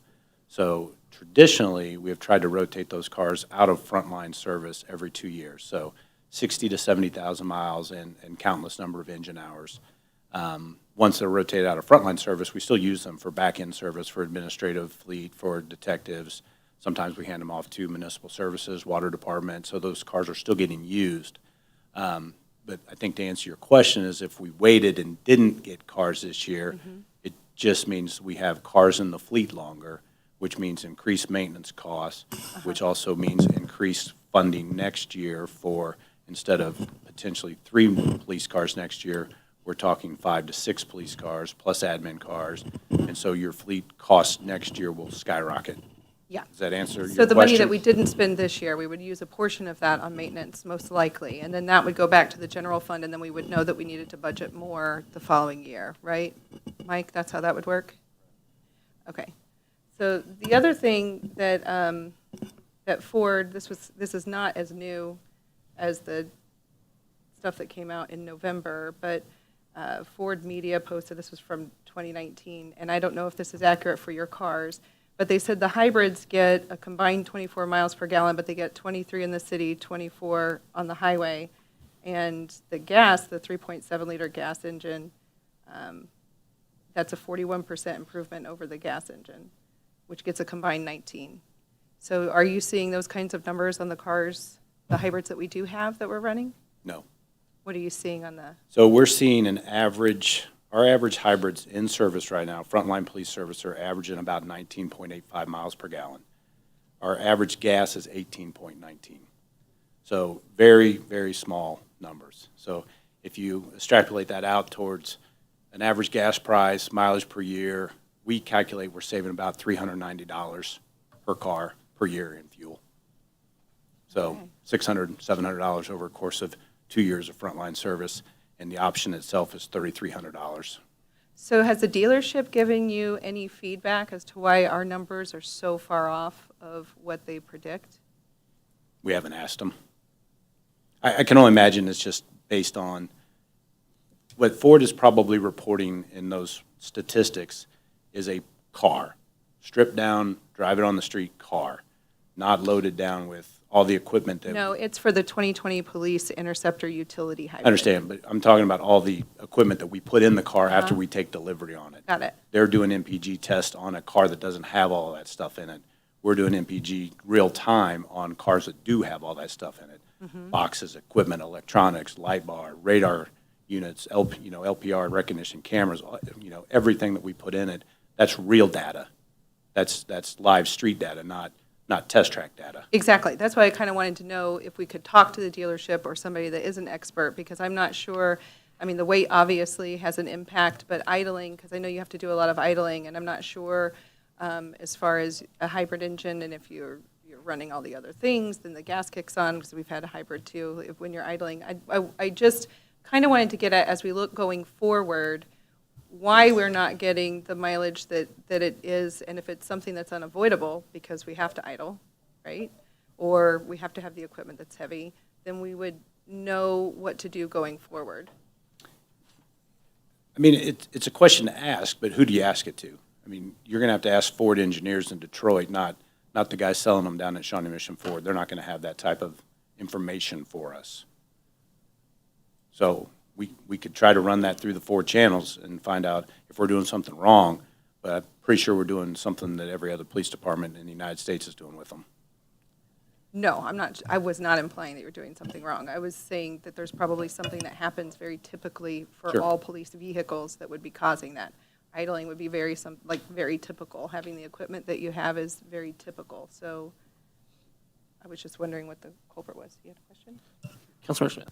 Well, I mean, anecdotally, my trucks never come close to the sticker mileage that's listed on there. I've been like at least 4 to 5 miles under what it's supposed to get. So I'm not surprised to hear those numbers at all. The real savings, I think, is when we actually get into the full electric, where the engine just cuts off while you're sitting there and can fire right back up. But as long as it's got gas involved, it's going to burn while it idles. We can speculate all day on that. It's my thought that we go ahead and get the cars ordered this year. I understand wanting to stick to the hybrid plan. And, again, we press the sales folks if they have them. I mean, the numbers come out close. My thought would be to get the cars cycled in. And then, we keep pressing toward eventually an electric fleet once we get to that point. But right now, let's get cars. How aged are these cars we're talking about tonight? Replace, I guess, would be getting new ones, but what ones would you roll off, I guess, your fleet?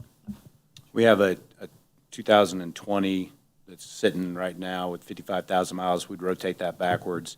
And we have a 2021 with 75,000 miles right now that's sitting in the shop because it's been broken for a little bit of time. Okay, thank you.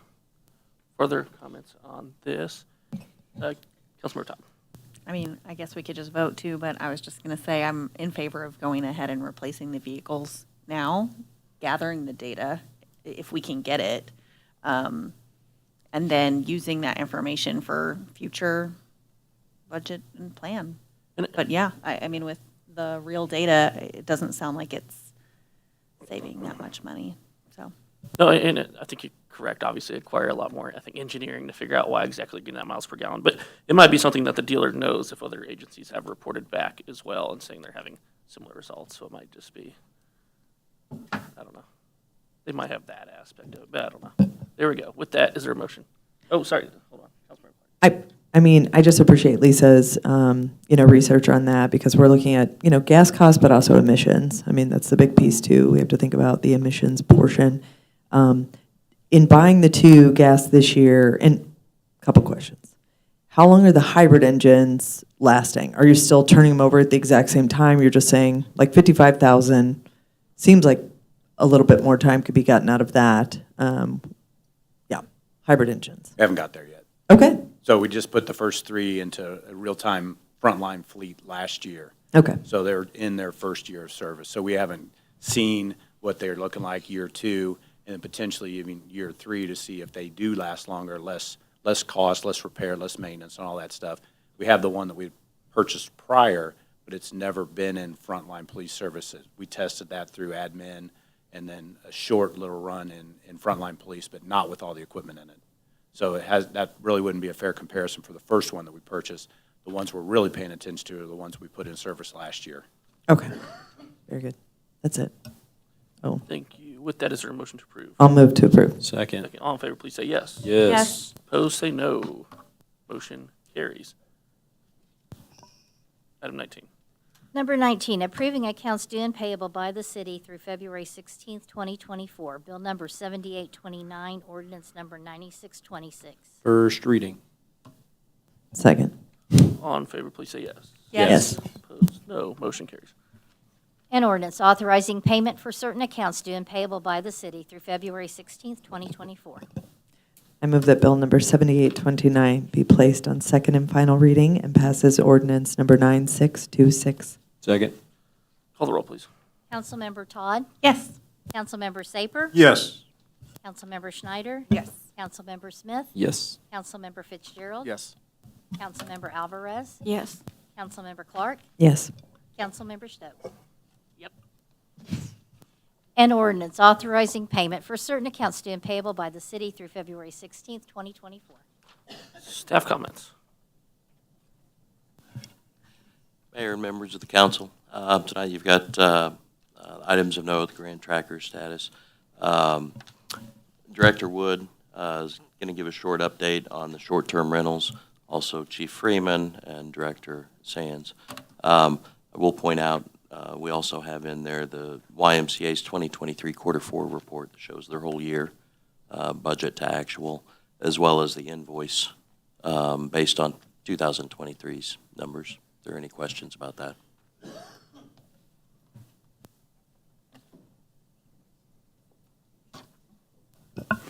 Good evening again.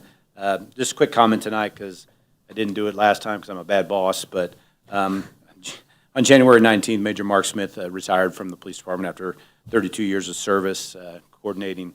In conjunction with that, on January 22nd, we promoted two very fine individuals here tonight. They're not here for a coup that might have been reported erroneously. But Sergeant Chanda Harmon joined the department in 2017 and was promoted on January 22nd, and Major Justin Holm joined the department in 2007 and was promoted to Major on January 22nd. So I just wanted to introduce them to you guys, mostly because maybe they're going to sit in my seat one day, and you might want to get to know them. So that's all. Not anytime soon, I don't think. I was starting to wonder what was going on over there. Just a quick comment and update on 23rd and Swift. Starting tomorrow, the apartment complex contractor is going to start working on 23rd Avenue, installing stormwater infrastructure underground. They're going to keep two-way traffic open in both directions, but there's going to be flaggers and road closed signs out there. So I just wanted to give an update on the change in traffic flow out there.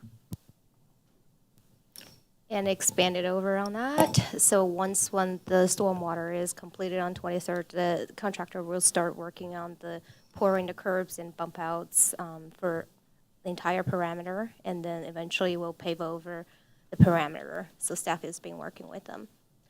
That is not my staff comment really. But over there I have the short-term rental update for everyone. This question has been asked by a few citizens and council members regarding to requesting for an update on the short-term rental regulations. The city has adopted the short-term rental regulation last summer and entering into an execution back in 4 last year, and then toward the end of last year we started receiving applications from property owners, and staff has been contacted by the property owners through the application process. And at this point, we have very few that has been approved, and we're still doing the inspection. And then at this moment, staff will have to start the enforcement. We have identified a few, it's less than a dozen properties that is currently advertised. We believe that does not have any registration with the city, has not been approved by the city. So we will be sending out the notice to those private property owners and hopefully get those resolved. So that is a very good question. We have quite a few intention of the application at the beginning, starting like November. And how we design our application, we have a general section for staff to comment on whether it's approvable or not through administrative approval. And so a lot of those applications that they don't meet the requirements per the code, so then they have been turned down by city staff. So really the application we have received are about 4 of them, and a couple of them are not approvable down the road when we find out more details. And really, there are 2 currently that could be approved, and pending on business license, inspection, things like that. Councilman Fisher. What do you expect the timing to look like for starting to enforce, I guess, the regulations on the unlicensed buildings, the unlicensed short-term rentals? So we'll be sending out the notice later this week and the next week in general. And again, we have to send out the notice after we confirm. Confirming means we have gathered enough evidence, because in case this goes to court, we want to make sure that everything we document. So before that, I will always try to remind everybody, this is a systematic investigation in general. Our priority is always, we will treat the complaints first. So if there is any complaint filed by anyone, then we will have an open case. We'll investigate those first. Councilman Smith. So I went on to, I was actually going to ask about this tonight. I went on Airbnb before coming in, and it looks like there's 10 units currently available to be booked for a weekend stay, which would be obviously under the 30 days. As you mentioned, we passed the rule, and for the record, I voted against it, but I'm trying to be understanding of what's going on. We passed it last summer, and we're in February of this year. I'm just curious why it's been so long to get this enforcement out there. So we enacted this regulation in September last year. Okay. There was a period of time we're trying to sort it out internally, staff-wise. How do we handle it? We're developing the application form. We're trying to sort it out how we coordinate with other departments. And then from December, and from September to December, that is the public education time. We're sending out, posting out a website and make sure everybody understands this is the regulation. And we are also trying to contact Airbnb and VRBO. And it was not very successful, but we have made some efforts trying to contact them and let them know we have adopted the regulation. And most important, that is the time we're giving people to apply for this registration and comply with the city's code. So in other words, we have not really received the complaints that we did not respond. As far as there's no complaints on that, we gave people enough time to catch up on this new regulation, and then starting from this year, that's where we started to investigate and make sure, and keep in mind, this is also how our short-term rental regulation has been demonstrated. The entire January is the time where you can apply for it without any penalty. So really the cutoff line, usually for most of the application for rental, is January 31st. And so in February, this is where we really kind of looking at the ones that's been running and not having any application, and then this is where we are now. Okay. When Kansas City passed the rule, it was not too long before us. I have some that I run as midterm rentals beyond the 30 days, which wouldn't fall into short term. But as soon as that switch flipped, I got a notification from Airbnb that like I couldn't list mine because they don't know what North Kansas City is. So I had to work through that to explain to them it's a whole separate city. But for some reason, Kansas City was able to immediately have Airbnb cut the platform, and where you couldn't without an actual approval from the city, you couldn't operate. So I'm curious if we could go through that path some way to get it figured out. But I'll leave that in your hands. The other piece, and this is a question that came up, I haven't yet gotten an answer for, during a discussion I had with the community. There are other things like the landlord registration requirement. Landlords have to register with community development, put their name on a list, sign that they are. There's also property maintenance. But what is the penalty if somebody doesn't register as a landlord? Like if somebody doesn't fill that form out that says, this is the address of my rental property, I am the responsible party. That's a city requirement. But is there a penalty that if people aren't doing that? Are we figuring that out? Okay, if your question is, does the landlord have to fill out the registration, or any dedicated person by the landlord can fill out the application? The answer is the second. So as far as you get the landlord consent, and as far as it is a property that's not require ownership to occupy the property, we can approve it, we can move forward. However, if it is not filling up the registration as required by the code, it is not approvable. No, I'm just speaking in general. This isn't short term. This is Oh. general rental Oh, okay. requirement. So Yeah, didn't we're get doing it. short-term mode, I get it. My mind is still set aside. Yeah, for this that. is general landlord registration requirement, so if I own a rental property and I'm operating it as a rental property, I have to let the city know. Yes. This is the address, I'm the landlord. But the question was, what if somebody doesn't, right? How do we know that it's a rental property, and are we making sure that those get registered? So this is a great question, really, because there are a lot of LLCs with out-of-town ownership that it's really hard to track who really is the landlord or the ownership, the true ownership behind it. And that does bring a headache for the maintenance down the road and the city to enforce the code.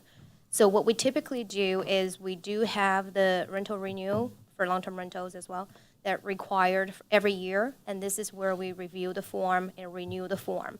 And staff has been checking on those, and normally we will check, see who filled up this information, and either way, they're gonna send us the information through the email or whatever for us to approve it. So this way we get a contact for representing the ownership. And again, if there are changes of the ownership, there's no way for us to know during the time of the year. Usually it comes up during the renewal process. This is why for staff that reviews all the rental registration, usually December, January, and February is their busiest time. So I guess my fault. I mean, the penalties are laid out in our ordinance. Yeah. But have we ever written an ordinance violation for this? The landlord registration? I don't know for that question for sure. I'll have to check with my staff on this Okay, one. thank you. It almost feels like it's hard to prove a negative on that. Like, I get one in the mail every year to say, hey, remember to register, because I registered the year before, but if somebody never registers. So this is how we sometimes could find out if somebody never registered and it has been running as a rental property. One of the ways we find out is through complaints, right? They Complaints. usually come up with issues and then we investigate it. And another way we find out actually is when they're establishing the account with the city for water services. So this is the way we figure out, okay, you're changing your name on the water counts, or you're trying to kill this line or establish a new line. So we work really closely with our business license and our administrative staff to find those out. Okay. As the mayor kind of alluded to, if there's never been a violation cited for this, there's a rule. If people are breaking it, I mean, it's time to start seeing some of that be enforced. And then just general things like property maintenance and codes. Maybe we have a work session to discuss all of this and kind of get some details on what are the hardships, so we understand what the reality looks like on the ground. Sure. But just things like overgrown grass, like what are we doing with that? Are Sure. we sending letters? Would be a good one to have a work session on. Right. And I always recommend people to sign up for the Citizen Academy. So I get a 3-hour talking about property maintenance. If you're really into it, just joking. I usually take 1 hour talking about zoning, and I'll give you 2 hours talking about property maintenance, and then people understand it regarding to the codes, residential, commercial, what do you need to do? I see a lot of familiar faces went through the Citizen Academy. I'm not sure, maybe I should do a pop-up quiz at the end, see if you guys pass. Yeah. But absolutely, if you guys are interested in a work session, I can do one. I can have my building official come help us to lay out some of the groundwork over there. Yeah. Yeah, I mean, mobile and too. we're ahead of the grass growing season now, but I know that once grass starts growing, I don't know why people text me about this, but they're like, hey, the grass at this address is super long. Can you fix it? Right. No, I can't, but I know somebody who might be able to. And so, like, that's where it starts, but Sure. time would be good to start talking about it. Mm-hmm. That was long. There we go. Further staff comments. Seeing none. Councilmember comments. Where are we at today? Where's my cheat sheet here? Councilmember Todd. Thanks, Troop 1354. That is all. Thank you. Councilmember Saper. No comments at this time. Councilmember Snyder. Oops, sorry. Congratulations to our officers. I'm glad you guys could come. I'm sure it was really long for you, but we appreciate you being here. Anthony, I had a question for you. I know it's comments, but I have a question. Did we determine that we could use the little street sweeper that fits in the bike lanes underneath 35 where you walk? Did they decide that North Kansas City could take care of that since they weren't doing it? I'm not sure. I can reach back out to MoDOT. So I'm not sure if I ever got a comment back from them. We could, in theory, use that on sidewalks, but I'd have to look back at the agreement with them. I think the agreement is actually for the south side of the road, but I think we help maintain the north side of the road when we can. So actually running a physical mechanical sweeper, we'd have to. It just looks so tiny and cute. I thought it would fit, but it is real bad under there, like all winter living under there with stuff. So walking, I don't know if people take bikes, but walking alone is kind of dangerous down there. And then thank you to the Boy Scouts. Last comment is it possible to get a clicker for the presentations? It just seems like it's so hard for people that are presenting to just be in sync. Poor Shoes over here trying to guess when to move forward. That just seems like an easy fix, that maybe we could get a clicker for that. Thank you. I thought about developing my definitive mind reading. Yeah, you don't know that presentation. Thank you, Councilmember Smith. All right, congrats to our officers with the promotions. It's excellent. Since I didn't see any of the rest of you folks at Coffee with a Cop, it was a good time. Got to see Major Holm in a barista's outfit, handing out shots of some sort of oil-based coffee drink. Shots, yeah, just walking around with shots in his hand is great. Congrats. Thank you to Harrah's for the charitable fund. That's amazing. $100,000 going out into the community, doing a lot of good. Let's see. The Gardens will be hosting a Black History Month event tomorrow at 2 p.m. at the Building 1 Common Room. That's on the 3rd floor. Public welcome. Go check it out. 2 p.m. tomorrow. Let's see. What else do we have? On the YMCA report, the two YMCA reports. First, quick question. There's a capital item. Mike, do we know what that capital item is? Because I believe the city pays CapEx. It's like $74,000 in CapEx on the YMCA's report for the year. Not all of it, but I know part of it is the lighting in the pool. Okay. Is that what they're calling their maintenance stuff is cap? Yeah. Okay. All right. Yeah, I'll check with them, but it could be anything from desks. I just wanted to make sure that's not money we were spending that they were then. No. Okay. No. All right. There's also on the resident report, there are 2 Jesse Smiths. I don't know why I saw that, but each one's getting $17 toward their membership. So maybe there's another one of me or somebody with the same name. But maybe we save $17 by not double subsidizing. I sure hope not. And then the last piece, speaking on the YMCA resident rate, the enforcement of the 6 times per month started this month. And I actually spoke with Andrea when she called to remind me that I need to be in a few more times this month, or I will lose my rate.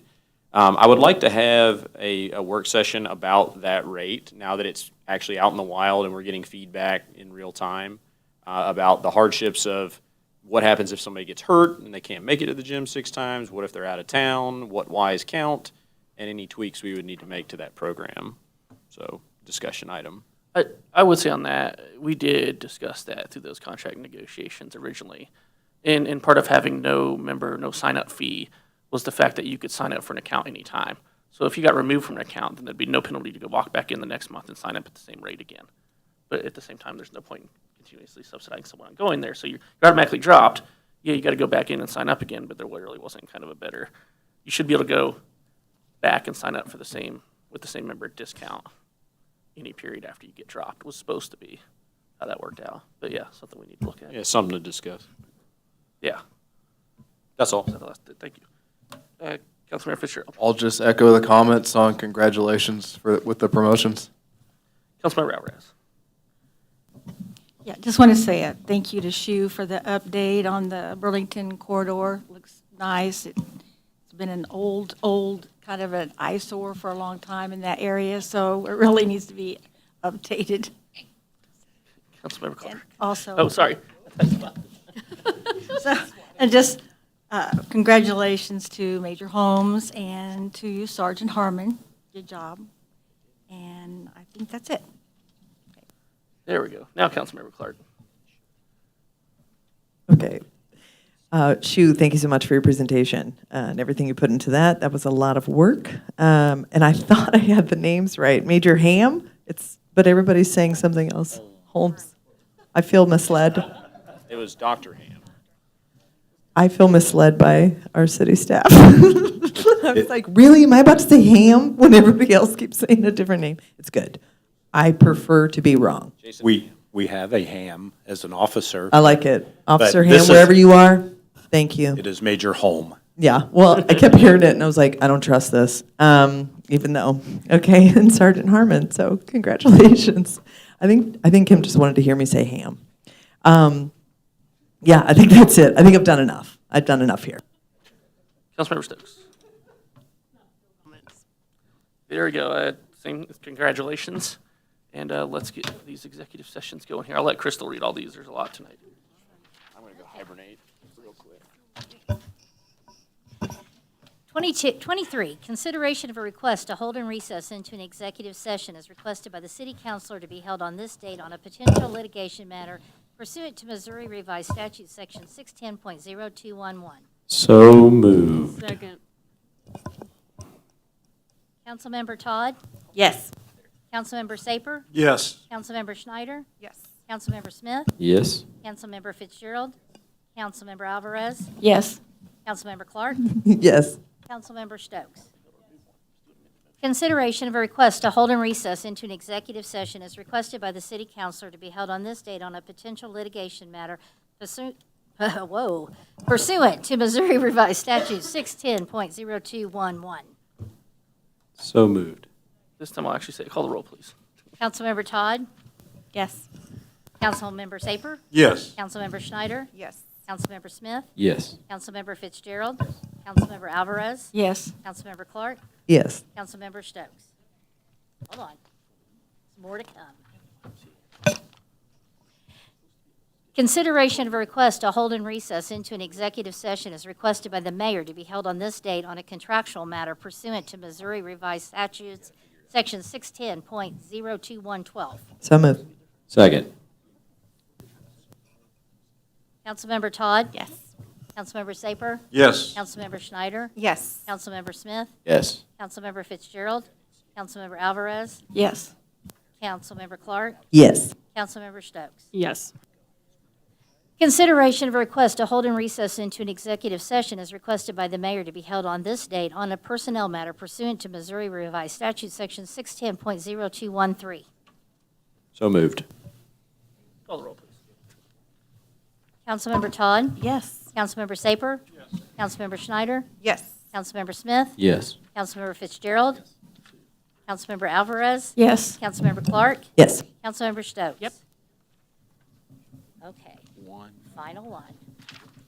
Should I read it really slow? Please do. Drag it out. Consideration of a request to hold and recess into an executive session as requested by the mayor to be held on this date on a personnel matter pursuant to Missouri Revised Statutes, Section 610.0213. So moved. Is there a way to combine? Councilmember Todd. Yes. Councilmember Saper. Yes. Councilmember Schneider. Yes. Councilmember Smith. Yes. Councilmember Fitzgerald. Yes. Councilmember Alvarez. Yes. Councilmember Clark. Yes. Councilmember Stokes. Yes. And with that, we're hitting executive session. The live feed will be on Channel 2, and YouTube will cut off here shortly. No further public business or votes will be taken this evening. Thank you.